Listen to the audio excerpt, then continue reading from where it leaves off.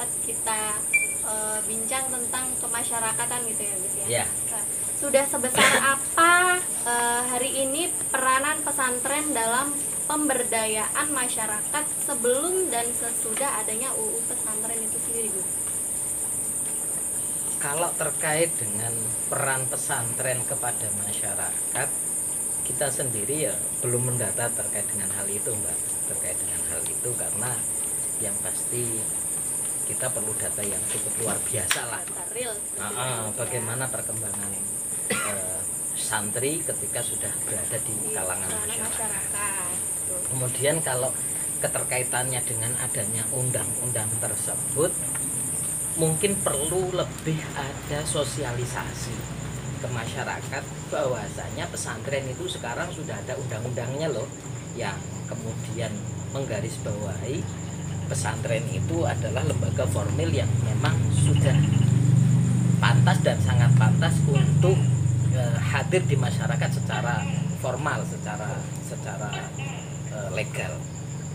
Tapi mungkin karena banyak hal lah setelah daripada undang-undang pesantren itu muncul, kemudian apalagi sekarang sibuk dengan COVID dan lain sebagainya, mungkin ya belum sangat dirasakan terkait adanya undang-undang tersebut di masyarakat. Undang-undang pesantren di masyarakat itu belum bisa merasakan. Kira-kira berpengaruh atau tidak Gus untuk masyarakatnya? Ya. Sampai saat ini belum. Sampai saat ini atau mungkin saya sendiri yang kurang paham, karena apakah itu ada hal-hal yang belum kita cukupi, kemudian kita belum bisa merasakan terkait dengan apa manfaat daripada undang-undang itu sampai saat ini kita belum bisa merasakan. Ya, berbicara tentang undang-undang pesantren sendiri ya Gus ya. Untuk sejauh ini dan sampai hari ini sudah sampai mana kira-kira peran pemerintah pusat atau pemerintah daerah sendiri dalam memfasilitasi, lalu bagaimana setelahnya berbicara tentang memfasilitasi itu dulu Mas. Ya.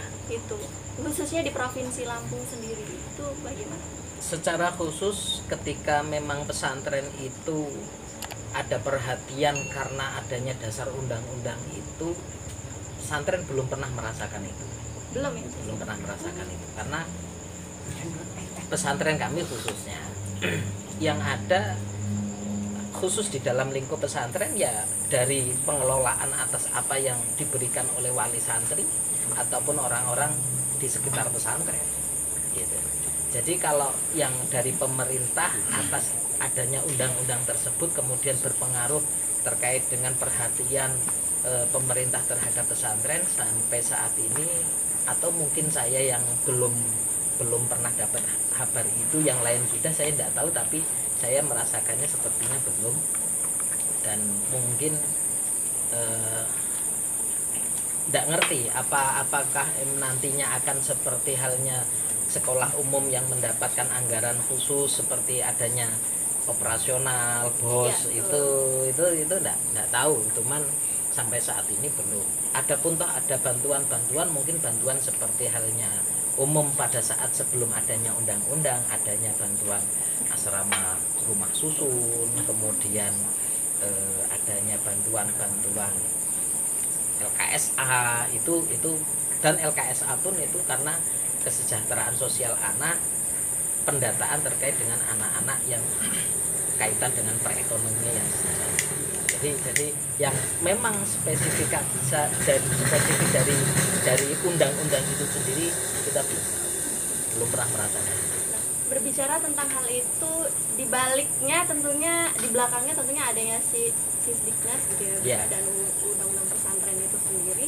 Lalu secara substansi kira-kira sama substansi itu dengan pendidikan akhlak itu kira-kira menurut Gus sendiri bagus mana nih Gus antara pondok pesantren dan pendidikan nasional itu sendiri, menurut Gus kira-kira gimana secara substansi akhlaknya gitu?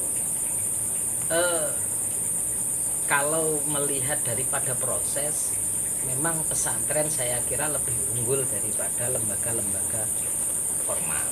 Pendidikan nasional itu tadi ya. Iya, dengan penilaian bagaimana kebiasaan-kebiasaan mereka yang dilakukan baik di kalangan masyarakat ataupun di kalangan pesantren sendiri. Karena terjadinya akhlak di dalam pesantren itu kita pahami dulu terkait dengan akhlak itu kan karakter, dan terjadinya sebuah karakter itu kan karena kebiasaan, adanya kebiasaan karena pembiasaan. Betul. Kan gitu. Lah, kebiasaan santri itu adalah karena pembiasaan di dalam pesantren.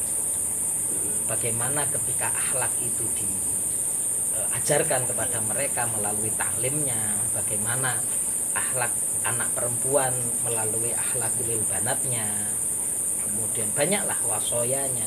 Nah, dari proses itu kemudian diajarkan kepada anak santri yang di dalam kesehariannya juga bagaimana upayanya untuk diterapkan. Nah, dari proses 1 kali 24 jam pembiasaan tersebut, maka ketika di luar pondok pesantren harapannya adalah menjadi sebuah kebiasaan. Sementara proses yang terjadi di lembaga formal, karena kami juga ada lembaga formalnya, ada beberapa anak yang dari luar daripada pesantren untuk ikut kegiatan sekolah di dalam. Itu tetap beda, karena mungkin 4 atau 5 jam mereka berada di dalam lingkup sekolah, setengah hari mereka ada di dalam lingkup sekolah, akan tetapi full di luar sekolah yang memang tidak membiasakan apa yang ada di dalam sekolah tersebut gitu. Makanya ketika berbicara tentang moral, ketika berbicara tentang akhlak, itu karakter itu pasti sangat berbeda jauh bagaimana yang ada di dalam pondok pesantren dibanding bagaimana yang tidak ada di dalam pondok pesantren, apalagi terkait dengan pendidikan formal itu tadi, pendidikan Sisdiknas itu tadi. Makanya terus kemudian kan muncul sekolah-sekolah khususnya ya Gus ya, itu yang di dalamnya itu menerapkan kebiasaan-kebiasaan yang ada di pondok, dan menurut ada salah satu pendapat dari rekan kita itu menjadi salah satu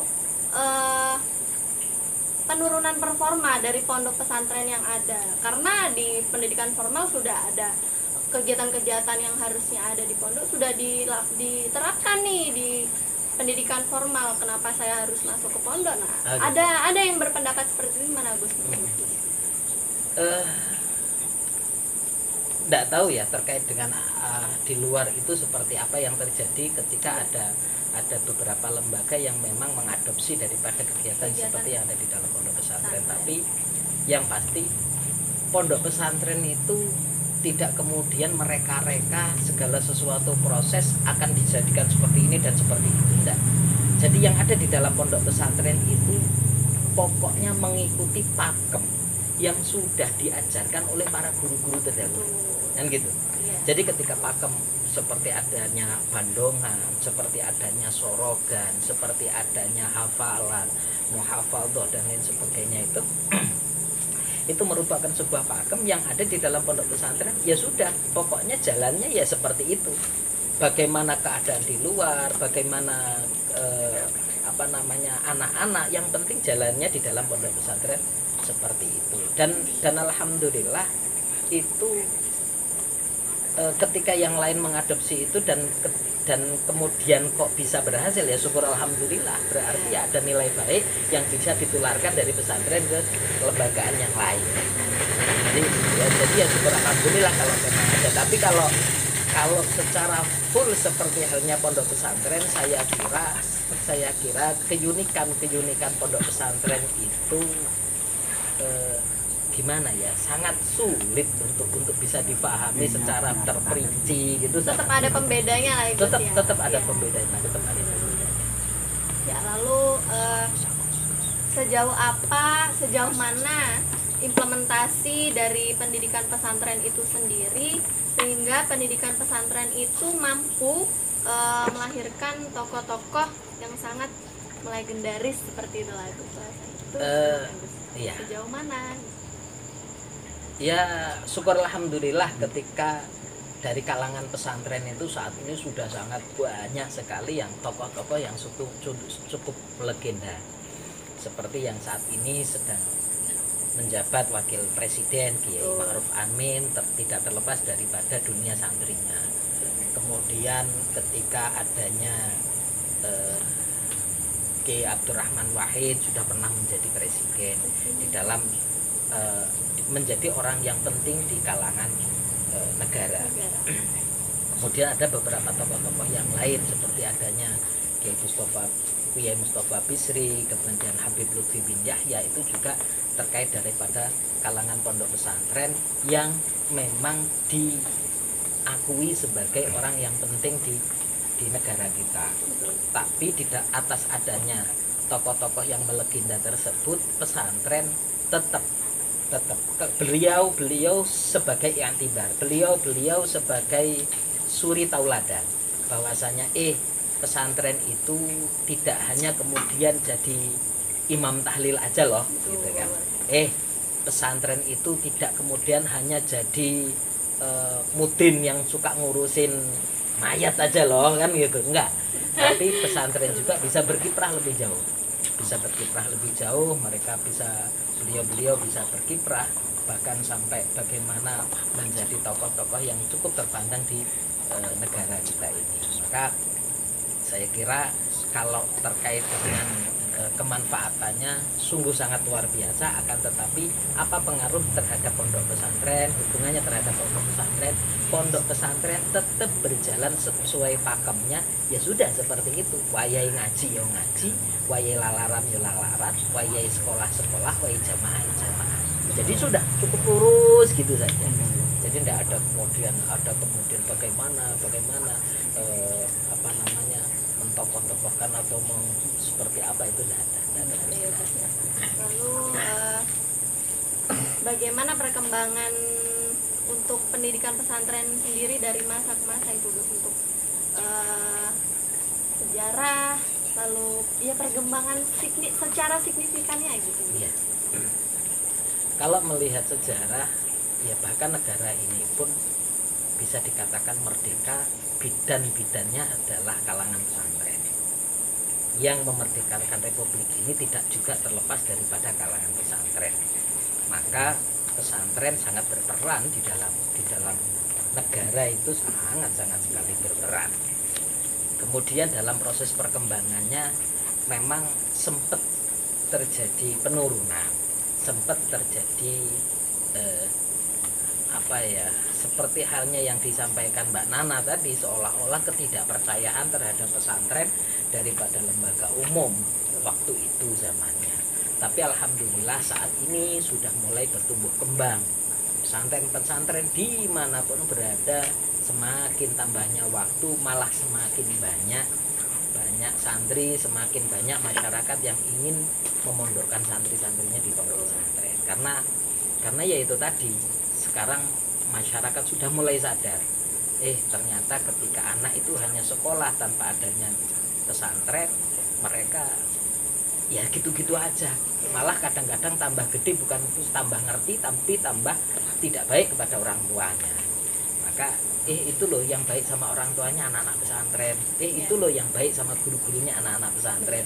Dari proses-proses itulah kemudian saat ini sudah mulai pesantren-pesantren itu sudah mulai menunjukkan bagaimana proses dan perannya di masyarakat. Tapi juga pesantren tidak bisa melepas terkait dengan pendidikan formalnya, karena saat ini zaman sudah sangat berbeda.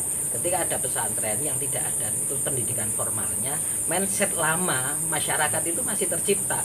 Nanti kalau anak saya di pesantren tok, nggak kemudian nggak sekolah, nanti terus mau jadi apa? Nanti mau jadi dokter nggak bisa, nanti mau jadi DPR nggak bisa, nanti mau jadi jadi ketua KPU nggak bisa, betul, kan gitu kan.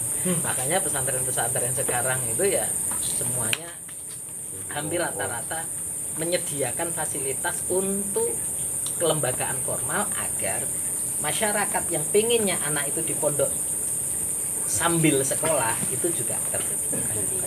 Nah, hari ini masih booming nih, Gus, lagi marak lah bahasa santri milenial gitu kan. Yeah. Itu letak milenialnya itu yang di mana dan seperti apa gitu? Ya, tetap Qaidahnya satu. Satu. Muhafadzah ala qadimi sholih wal akhdhu bil jadidil aslah. Iya. Tetap menjaga hasanah-hasanah pesantren yang sudah diajarkan para leluhur, para kiai-kiai kita, para salaf soleh dulu, yang juga tidak meninggalkan bagaimana proses yang ada pada masanya. Ketika saat ini yang menjadi popularitas adalah milenialnya, maka ya saya juga kadang-kadang milenial sekali gitu loh. Milenial ada sekalinya, berarti jadi- banget gitu ya, Gus, ya. Jadi kadang-kadang sama Mas Budi gitu kalau di luar ya seolah-olah kita masih bujang atau apa gitu. Luar biasa. Itu bentuk daripada wal akhdhu bil jadidil aslah. Seperti itu. Kalau kita kerucutkan lagi di ranah pendidikan atau santri yang ada di dalam itu sendiri, Gus, untuk milenial itu tadi, atau pembelajarannya kah yang dirasa milenial atau seperti apa, Gus? Prosesnya kah atau bagaimana? Yang pasti itu kan hanya sebuah sebutan saja untuk mengimbangi daripada keadaan zaman yang ada. Adapun toh di dalam prosesnya juga tetap mengikuti. Ketika teman-teman di luar mereka bagaimana untuk mencari follower di dalam IG-nya, juga pesantren tidak meninggalkan itu. Tetap Tapi ya, Gus, dengan ya. hasanah-hasanah pesantrennya. Luar biasa. Bagaimana ketika mereka berpakaian yang baik ketika untuk di-share. Betul. Bagaimana dia mencerminkan kesantriannya ketika men-share daripada di dalam IG mereka. Ya. Apalagi terkait sekarang media sosial itu kan tidak lain adalah merupakan sebuah kebutuhan. Ya. Kebutuhan di kalangan anak, kebutuhan di kalangan masyarakat. Nah, di dalam pesantren tetap tidak meninggalkan mereka untuk belajar terkait dengan IT itu tadi, terkait dengan teknologi, terkait dengan mempelajari bagaimana gadget. Itu juga mereka tidak boleh untuk meninggalkan itu. Akan tetapi diberi batasan. Itu bagaimana pemanfaatannya, bagaimana penggunaannya dan lain sebagainya itu diatur sedemikian rupa agar hasanah sosok santri itu tetap ada, akan tetapi juga tidak meninggalkan proses zaman yang saat ini sedang berkembang. Tetap harus melek teknologi, Oh sebetulnya, iya, Gus, ya. betul. Tidak ketinggalan zaman. Ya, Itu luar biasa. sekarang kan makanya kan sekarang banyak santri-santri vlogger itu kan mulai banyak itu kan ya perlunya untuk mendidik daripada adik-adiknya agar juga santri itu nggak kemudian gengsi untuk menjadi vlog, untuk membuat vlog dan konten-konten yang bisa lebih bermanfaat di masyarakat daripada kemudian diisi-isi mohon maaf kadang-kadang hal-hal yang tidak baik, yang tidak nonoh dan lain sebagainya ya untuk mengisi daripada itu. Tetap didukung untuk potensi-potensi yang ada ya, Gus, Iya, ya. karena memang anjuran daripada PBNU kan jelas toh. Iya. Untuk kita semua berperang melawan deradikalisasi melalui media sosial. Luar Nah, biasa. itu kalau santri tidak suruh mengisi daripada media sosial untuk mengisi timeline-timelinenya IG, timeline-timelinenya Facebook, nanti malah terisi dengan kelompok-kelompok yang lain. Nanti dari luar, akan menguasai terus. Luar biasa. Ya. Mantap. Terima kasih untuk Gus Ulum Jos. sudah berbincang bersama rekan-rekan Suara Bumi Lampung. Mungkin ada sepatah dua kata-kata untuk closing statement di tema peran pendidikan di ranah pendidikan nasional ini, Gus. Ya, alhamdulillah. Terima kasih saya udah diundang untuk ketemu sama Mbak Nana dan teman-teman Kaskus, Suara Bumi Lampung, SBL. SBL. Iya. Nah, itu Kaukus. Yang pasti kami dari kalangan pesantren untuk selalu berharap bagaimana perhatian pemerintah terhadap pondok pesantren itu bisa diimbangkan seperti halnya perhatian pemerintah terhadap pendidikan nasional. Karena apapun bentuknya, peran santri mulai dari kemerdekaan sampai saat ini itu sangat besar untuk membangun daripada republik ini. Sangat besar, bukan hanya besar tapi sangat besar. Terkait dengan karakter, ketika memang Pak Jokowi sekarang itu mempunyai jargon revolusi mental, mental yang sangat bisa diterima oleh banyak kalangan adalah mental daripada para santri, yang mana mental daripada para santri tersebut memang betul-betul membangun karakter santri yang humanis, yang memang bisa bercengkrama dengan kalangan apapun. Siap Gus, siap. Dengan garis-garis besar para guru-guru kita terdahulu. Luar biasa. Oke. Kasih tepuk tangan dulu dong. Mantap. Kita malam hari ini luar biasa. Nah, untuk bincang kali ini kita cukupkan dalam untuk sekarang kita cukupkan dan kita lanjutkan untuk segmen-segmen selanjutnya. Ada sedikit kata yang saya petik dari kata-kata narasumber kita malam hari ini. Apa artinya intelektual tanpa adanya spiritual? Begitupun sebaliknya, apa artinya spiritual tanpa adanya intelektual? Khususnya kita, generasi-generasi milenial tetap harus semangat dan luar biasa untuk kedepannya. Sekian dari saya, Nana Ratnasari, dan rekan-rekan Suara Bumi Lampung lainnya. Wa'ul muwaffiq ila aqwamit thoriq. Wassalamualaikum warahmatullahi wabarakatuh. Waalaikumsalam.